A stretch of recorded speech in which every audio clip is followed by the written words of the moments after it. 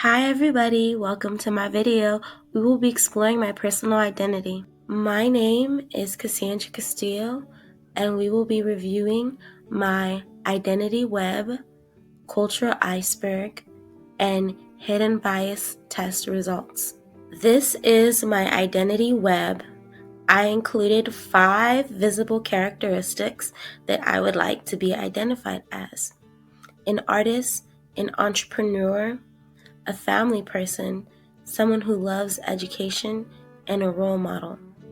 I decided to include one of my favorite pieces of art. Painting allows me to express myself and my emotions and gives me a sense of pride. Education is a huge part of my life. As a student, I learned to motivate, discipline, and hold myself accountable. As an educator, I am creative and proactive, being selfless and caring about my students. I thank my family for these strong beliefs that I have about education. These are the people who taught me how to love. They gave me responsibility and opportunity for self-development, and they motivate me to want to motivate other people. I learned from the rich that you need multiple streams of income, so I create clothing on the side. K Customs are customized by K.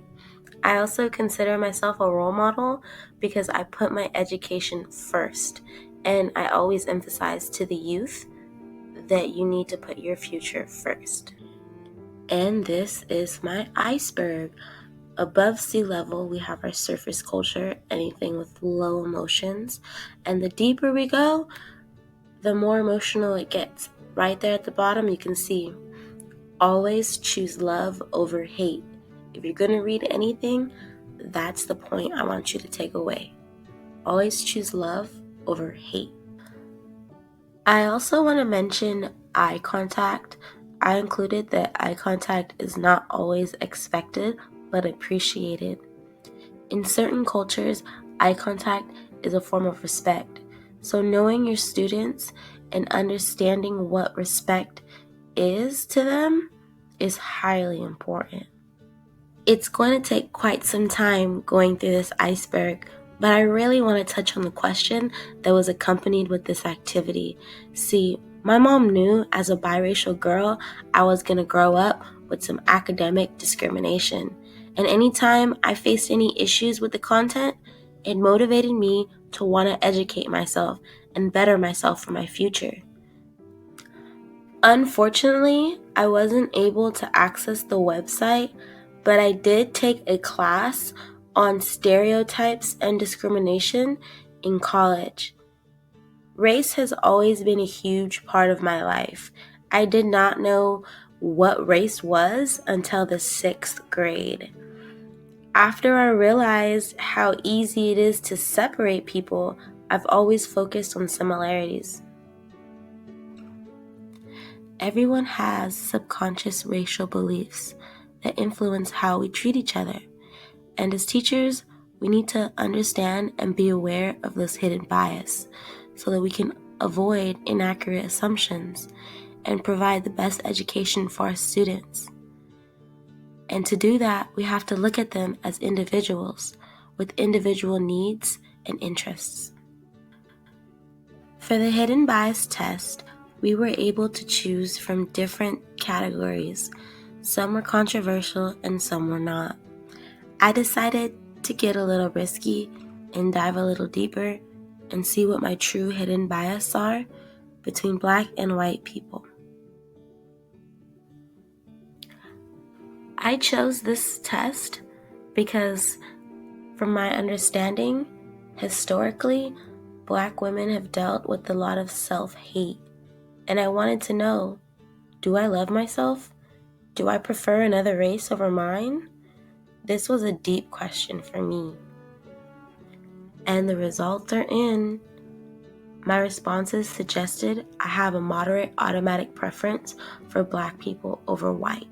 And this was defined by the length of time it took for me to categorize good words with Black people versus good words with white people. I was young when I noticed in the media, Black people are portrayed negatively. I did not want to grow up with self-hate, so I purposely and consciously developed a positive and loving image of Black people. I don't think that people are good or bad based on their race, but I know that Black people have dealt with self-hate historically, and it motivated me to love myself. As a learner, the low expectations set for me motivated me to want higher expectations for myself. I refused to be limited in my education because of my skin color. I also refused to ignore someone's potential because of their skin color.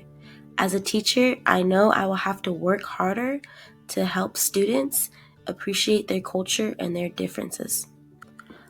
I'm a visual learner, which means I benefit from different forms of expression and graphic organizers. I also have a lot of energy, which is why I benefit from hands-on activities, and I need breaks during long assignments. I also like to talk a lot, so giving me the option to present and assignments where I can collaborate help me learn a lot. Out of all of the activities, this one is the most eye-opening for me. These are traits I cannot change about myself. When I'm in an academic environment that allows me to be flexible and outspoken, I thrive. Imagine if we can meet our students' needs in this way. Imagine the way they can thrive.